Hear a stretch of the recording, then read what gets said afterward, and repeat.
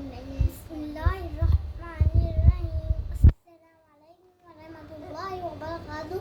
Khawatین و حضرات, my name is Zainab Fatima. I study in class UKG. I am 6 years old. My school name is Ali Public School.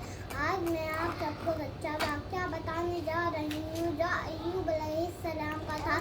Ayub علیہ السلام کے پاس سب کچھ تھا. وہ بہت امیر اور طاقتور تھے. ان کی معاشرے میں عزت تھی. ان کی بہت ساری اولادیں تھیں. پھر اللہ نے ان کو آزمایا, ان سے سب کچھ چھین لیا. ان کی اولادیں ایک ساتھ ختم ہو گئیں. ان کی فصلیں جل گئیں. ان کو بہت ساری بیماریاں لگ گئیں.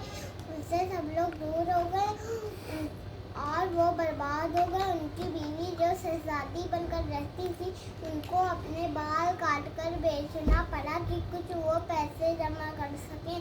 پھر ایوب علیہ السلام نے اللہ سے رحم کی دعا مانگی.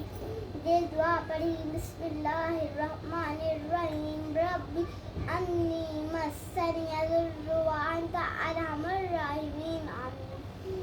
اللہ نے ان کی دعائیں سنی اور قبول کر دیا. ان کو سب کچھ پہلے سے زیادہ دے دیا. اس سے ہمیں یہ سبق ملتا ہے, برے وقت میں اللہ کو ناراض نہ کرنا چاہیے بلکہ ان کا شکر ادا کرنا چاہیے اور ان کو راضی